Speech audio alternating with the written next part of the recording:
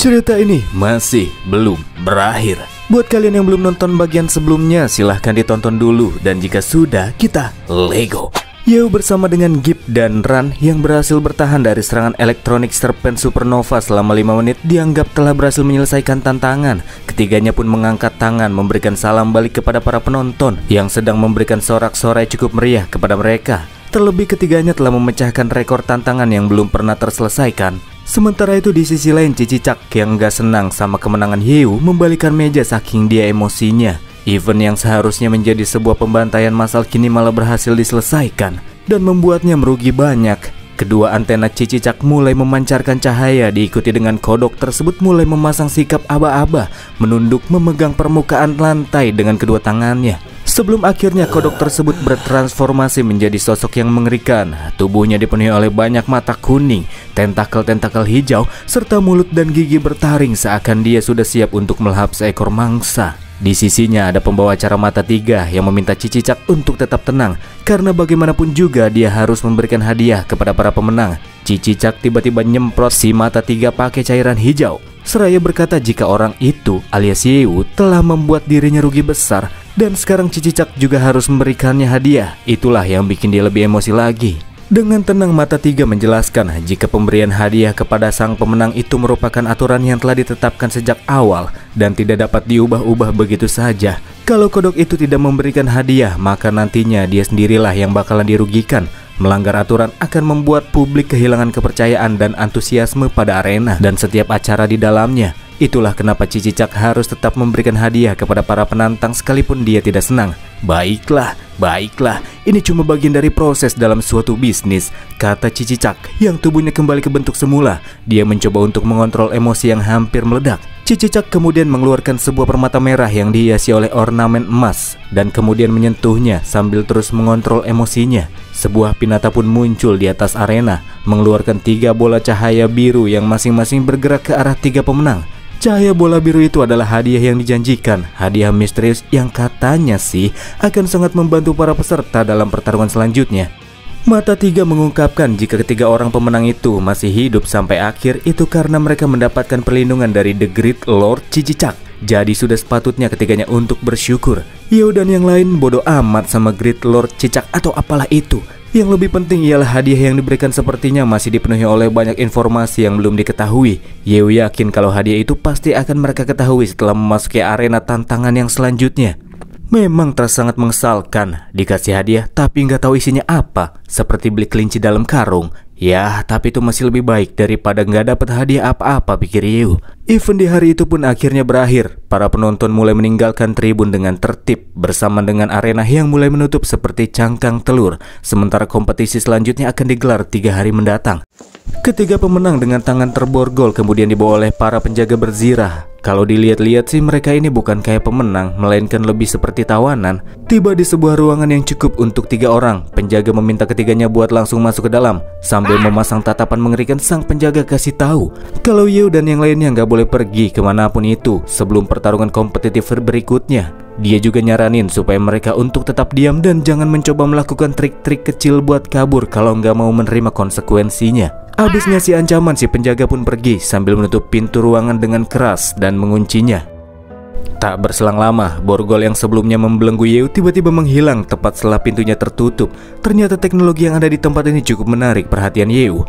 Ran, si alien kuping panjang, langsung loncat ke atas kasur yang nyaman dan empuk, berkata jika kamar yang kali ini dia tempati jauh lebih enak dan nyaman daripada tempat yang sebelumnya dia tinggali. Kata Gibb sih tentu saja mereka bisa menikmati kamar nyaman itu semuanya berkat Yeo. Untuk sekarang yang perlu mereka lakukan ialah mendapatkan istirahat yang cukup.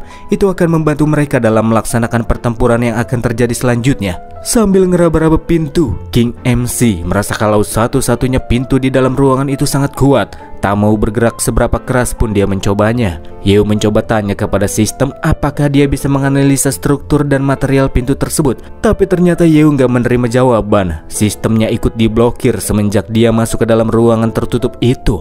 Yeo jadi agak kesal. Padahal sebelumnya pas lagi di arena, sistemnya bilang kalau dia itu entitas dari dimensi yang lebih tinggi. Tapi sekarang malah hilang di saat-saat dibutuhkan. Situasi Yeo sekarang cukup sulit. Terus gimana sama teman-temannya yang juga ikut masuk ke dalam tanah berkabut? Yeo jadi agak khawatir. Melihat raut wajah Yeo yang tegang dan gugup, Gibb menepuk pundaknya dan tanya apakah Yeo punya niat mau melarikan diri dari ruangan itu. Sebagai seseorang yang pernah mengalami hal serupa, Giant Batu satu itu menyarankan supaya Yeo berhenti memikirkannya, sebab melarikan diri merupakan sesuatu yang sangat mustahil untuk dilakukan. Dilanjutin sama Ran yang bilang kalau mereka nggak bakalan bisa kabur karena terdapat aturan. Yeo nggak menyangka kalau kedua alien itu juga mengetahui tentang aturan. Dungeon juga punya aturan sendiri, hanya saja aturan di dalam dungeon dijelaskan dengan cukup detail. Berbeda dengan dataran anomali kayak tanah berkabut yang punya aturan tapi sama sekali tidak ada penjelasan di dalamnya. Dan udah bikin Yeo di nerf berkali-kali, termasuk yang sekarang. Gibb sendiri kira-kira sudah pernah 5 kali memasuki tempat anomali seperti ini. Jadi dia sudah bisa sedikit mendebak-debaknya. Kalau Ran udah pernah 3 kali masuk ke tempat kayak gitu, termasuk yang satu ini. Gibb dan Ran ternyata sudah cukup lama terjebak di sana, guys. Makanya Yeo makin penasaran dan minta keduanya buat jelasin info-info yang berguna secara rinci. Contohnya seperti apa latar belakang kedua alien itu, lalu bagaimanakah keduanya bisa berakhir sampai masuk ke sana, dan apa pula sebenarnya tempat tersebut. Gibb mau ceritain, tapi dia sedikit agak ragu, takut Yeo nggak bakalan percaya sama ceritanya. Diikuti sama Ran yang nyentuh dagu Yeo, berkata jika Gibb itu orangnya sebenarnya nggak terlalu baik. Keduanya sudah berteman cukup lama, tapi batu tersebut tidak pernah memperkenalkan diri sebelum menanyakan informasi seseorang. Yeo pun langsung nangkep apa yang dimaksud sama Ran, jadi dia langsung kenalin dirinya. Nama Yeo, asal dari bumi, dan dia merupakan seorang siswa di sebuah akademi biasa. Ya kurang lebih begitu. Kalau bumi nggak kena bencana, dia pasti sekarang masih belajar di dalam kelasnya. BTW Gibb sama Ran itu cuma nama asal yang saya pakai, guys, karena sebelumnya nggak tahu namanya. Tapi sekarang kedua alien tersebut kenalin dirinya. Si Giant namanya Rocky, asalnya dari planet batu granit. Planet Rocky sempat dijajah oleh musuh yang berasal dari luar planetnya. Itulah bencana yang hampir membuat planetnya mengalami kemusnahan. Untuk menyelamatkan planet tempat tinggalnya, Rocky telah berjuang untuk bertahan hidup di berbagai lingkungan yang ekstrim. Berjuang meningkatkan diri demi menjadi lebih kuat. Setelah berusaha dalam waktu yang tak terhitung, pada akhirnya Rocky pun menjadi sosok terkuat di planet granit. Akan tetapi, ketika dirinya hendak menyatukan lebih banyak kekuatan untuk bertarung di sisinya, Rocky nggak sengaja kepleset di tebing dan masuk ke dalam sebuah celah dimensi ketika dia lagi menjelajahi dungeon misterius. Dan ya, itulah alasan kenapa dia sekarang ada di sana. Yeo dan si alien kuping panjang sampai nggak bisa berkata-kata. Bisa-bisanya sosok yang katanya paling kuat di planetnya jatuh kepleset. Nggak sengaja lagi. Emangnya si Linda. Ya, memang itu agak memalukan kalau diceritain. Makanya si Rocky ini malas buat ceritain. Sebenarnya kalau soal malu-maluin, cerita Ran juga nggak jauh beda sama Rocky. Ran ini nama aslinya adalah Cynthia, dan dia berasal dari planet kelinci. Pada suatu hari tiba-tiba kejadian aneh muncul, selayaknya dunia yang terbalik. Wortel yang seharusnya menjadi makanan para kelinci berubah menjadi makhluk haus daging, seperti kayak makhluk yang kerasukan, dan mulai menargetkan para kelinci di planet tersebut sebagai santapannya. Karena wortel-wortel itu sangat kuat, pada akhirnya bersama dengan orang-orangnya yang tersisa, Cynthia melarikan diri melewati kabut dan pada akhirnya berakhir di tempat ini. Rocky baru tahu kalau wortel juga bisa jadi mengerikan ya. Sementara Yeo dia menjelaskan kalau planetnya juga mengalami bencana dan dia melakukan perjalanan masuk ke berbagai dungeon untuk menemukan solusinya. Kurang lebih planet mereka sama-sama kena bencana. Cynthia bertanya-tanya sebenarnya apa sih yang telah terjadi kepada alam semesta ini. Padahal yang pengen dia mau itu cuma hidup santai bareng cowok-cowok ganteng dan makan wortel tiap hari. Rocky memiliki dugaan jika mereka semua mungkin akan mengetahui alasan dari terlemparkannya mereka ke tempat ini setelah berhasil menyelesaikan pertempuran terakhir. Ya, pertempuran terakhir. Jadi planet yang mereka tinggali sekarang dikenal sebagai bintang kematian kompetitif, dan satu-satunya hiburan di planet tersebut adalah pertempuran arena. Planet ini juga memiliki beberapa pembagian wilayah. Setiap wilayah memiliki arenanya tersendiri, dan ada juga persaingan antar arena. Setiap 500 tahun sekali akan digelar pertarungan maut berskala besar, dan semua arena yang ada di planet ini akan ikut berpartisipasi di dalamnya. Dan Yeo yang baru datang ke tempat tersebut sangat kebetulan karena dia datang di tahun di mana acara 500 tahun sekali itu akan dilaksanakan.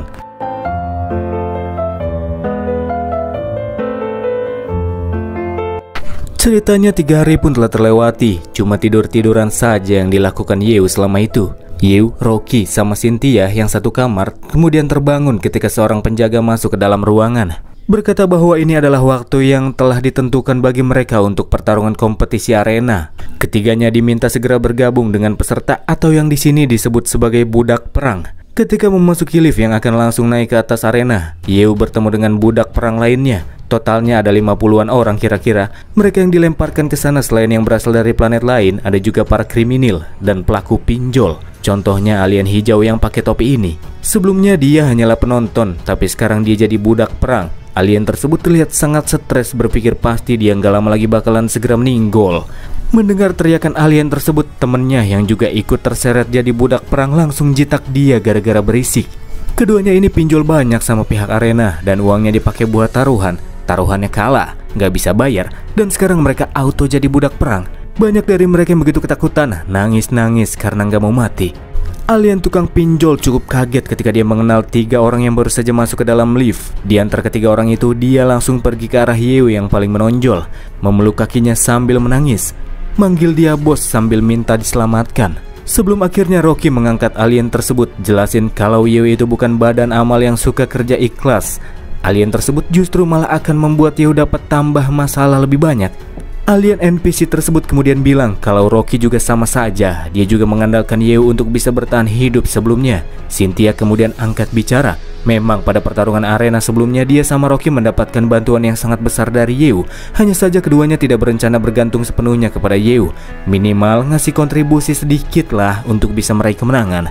Dan lagi, jika seseorang mau bertahan hidup di arena, maka mereka harus berjuang dengan keras. Mengandalkan orang lain secara penuh hanya akan mempercepat kematian diri sendiri. Poin yang disampaikan Cynthia itu sangat bagus menurut Yeo. Jika memungkinkan, Yeo juga pengen menyelamatkan orang sebanyak-banyaknya, atau lebih tepatnya, menyelamatkan orang-orang yang berguna untuk memperkuat timnya. Emangnya aku aja nggak cukup, bebek, kata Cynthia sambil peluk-peluk Yeo. Bikin Yeo jadi agak ilfeel. Emangnya mereka punya hubungan istimewa ya? Yang furi-furi sih udah pasti seneng lihat kayak ginian. Jadi serius Cynthia berkata kalau Yeo itu sudah mencolok gara-gara pertarungan sebelumnya. Kalau saja Yeo terus-terusan merekrut lebih banyak rekan satu tim, maka ada kemungkinan Yeo malah bakalan diincar sama pihak penyelenggara acara. Cukup masuk akal. Untuk sekarang prioritas Yeo adalah membuka kemampuan akunnya selangkah demi selangkah. Pada saat yang sama dia juga harus mencari celah dalam aturan dan cara untuk memecahkan kebuntuan. Sebelum bisa mendapatkan itu semua, Yeo berpikir ada baiknya kalau dia tidak terlalu menjadi pusat perhatian. Lift pun akhirnya naik ke atas arena. Sambil keluar dari sana, Yeo menyuruh para budak perang lain untuk segera keluar dari lift kalau mereka nggak mau mati. Banyak dari mereka yang langsung lari keluar. Tapi ada juga sebagian dari mereka yang memilih untuk tetap diam di sana, tetap menunggu dan menganggap pasti masih ada cara lain untuk selamat selain bertarung di arena. Dan hasilnya, ya, jebakan di dalam lift pun aktif. Ruangan menghitam ketika beban berat dari atas lift jatuh ke bawah, menggeprek setiap dari mereka yang gak mau bertarung. Kejam memang, tapi itu adalah akhir dari kehidupan yang sudah mereka pilih. Pembawa acara Mata Tiga kembali muncul dan memberikan sambutan kepada para penonton dan juga para budak perang yang telah sampai di pesta kematian kedua. Karena kompetisi tersebut disponsori oleh Great Lord Cicicak, si pembawa acara berharap agar semua alien di sana selalu mengingat kemurahan hati dan kebaikan sang Great Lord. Sebelum memulai kompetisinya, aturan main pun dijelaskan sama pembawa acara. Temanya adalah Alien Hunting Ground, medan perang yang indah namun mematikan, pertandingan kematian tanpa batas, yang artinya kedua belah pihak hanya harus bertarung sampai salah satu pihak benar-benar musnah. Dua pihak ini adalah budak perang dan berbagai monster yang sudah dipersiapkan oleh pihak penyelenggara. Mata Tiga juga sempat mengungkit performa Yeo yang sangat baik pada pertarungan sebelumnya. Tapi apakah kali ini dia juga akan menunjukkan penampilan yang memukau? Arena pertarungan kali ini adalah hutan jamur, dan para monster akan muncul dalam 3 fase setelah hitungan mundur 30 detik permainan resmi dimulai.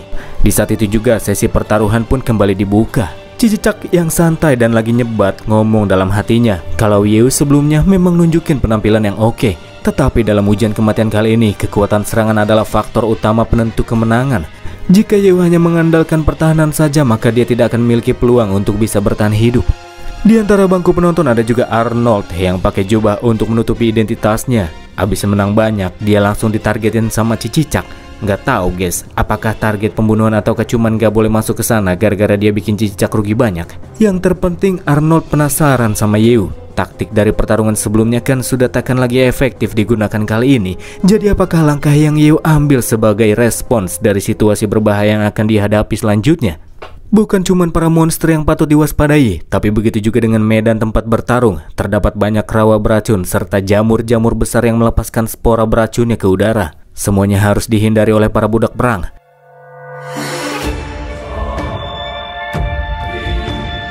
Hitung mundur pun berakhir. Yeo dan tim dan semua yang ada di sana kini sudah siap untuk bertarung. 35 budak perang akan berhadapan dengan 100 orc. Celah dimensi yang terbuka di tengah arena, dari dalamnya keluar satu persatu orc yang levelnya hampir menyentuh angka 500. Dari tampilannya saja bisa terlihat kalau mereka bukan orc sembarangan. Pakai skin semua guys. Senjata jarak dekat sama senapan jarak jauh juga terlihat dipegang sama monster-monster itu. Sesaat setelah beberapa orc menunjukkan dirinya, mereka langsung lepasin tembakan-tembakan jarak jauh ke arah pihak budak perang. Yeo nyuruh kepada alien lain kalau mereka nggak bisa berantem, ada baiknya cari saja tempat untuk berlindung. Karena sudah ada di dalam arena, sekarang adalah waktunya buat melihat apakah isi dari hadiah yang didapatkan dari pertarungan sebelumnya. Yeo berharap semoga itu akan bermanfaat. Ketika mengunboxing cahaya bola biru tersebut, Yeo langsung dihadapkan dengan wheel interface. Wheel yang akan menentukan apakah hadiah yang akan dia dapatkan setelah diputar acak. Agak aneh pikir Yeo, dia harus gacha-gacha lagi. Padahal sebelumnya abis buka blind box. Apapun itu, Yeo dengan pede langsung mencet button wheel-nya. Sebagai orang yang punya keberuntungan bagus, Yeo yakin dia bakalan dapat barang yang berharga. Ketika wheel itu berputar dengan kecepatan tinggi, Yeo sama sekali tidak mengalihkan pandangannya dari sana. Kalau bisa diberhentiin pakai tangan kayaknya enak sih. Spin arrow tersebut akhirnya berhenti di sebuah benda berbentuk kubus emas. Seberapa mantapkah benda tersebut? Yang satu ini adalah item level dewa, Transcube, sebuah kubus emas yang asalnya tidak diketahui dan mengandung energi yang luar biasa di dalamnya. Sang pengguna dapat mengubah kubus tersebut secara acak menjadi senjata dan armor. Semakin tinggi level penggunanya, maka akan semakin tinggi pula level dari senjata atau armor yang dibentuk. Item satu ini hampir sama kayak Pandora Heart yang biasa Yeo pakai buat armor. Cuman Transcube ini punya fitur evolusi. Yeo tanya sama Cynthia dan Rocky apakah mereka sudah mengunboxing hadiahnya. Ya, keduanya ngerasa kalau benda yang mereka dapatkan sangat mantap dan pasti bakalan bikin Yeo terpukau. Karena penasaran, Yeo langsung aktifin Transcube dan membentuk sesuatu sebagai permulaan. Yeo bakalan coba buat pilih bentuk senjata. Begitu pula dengan Rocky yang langsung memamerkan item yang dia dapatkan. Rocky dapat sejenis item pertempuran yang bisa mengubah-ubah atribut miliknya. Sebelumnya tubuh Rocky seperti batu yang belum diasah. Dalam waktu yang singkat langsung berubah menjadi berlian yang memiliki daya tahan tinggi. Rocky menahan semua serangan yang dilepaskan oleh para orc dengan tubuhnya. Ketek berliannya saja bisa menggigit serangan musuh sampai benar-benar lenyap. Dan dia sama sekali tidak merasakan sakit ketika menahan serangan-serangan tersebut. Gak mau kalah, Cynthia yang udah gak sabar mau nunjukin sihirnya langsung. Sihir yang menyebarkan kembang api cinta dan harapan. Dan semua rasa sakit akan hilang ketika sihir tersebut aktif. Menggunakan sebuah tongkat sihir merah muda emas, Cynthia membentuk lingkaran sihir besar di udara. Pancaran sinar hangat yang turun ke bawah membuat para budak perang kembali prima. Kekuatan mereka menjadi meluap-luap. Luka yang disebabkan oleh serangan para orc juga menghilang dari tubuh para budak perang. Begitu pula dengan racun-racun di area sekitar. Tank udah ada, support udah ada. Jadi yang dibutuhin sekarang tinggal damage dealer.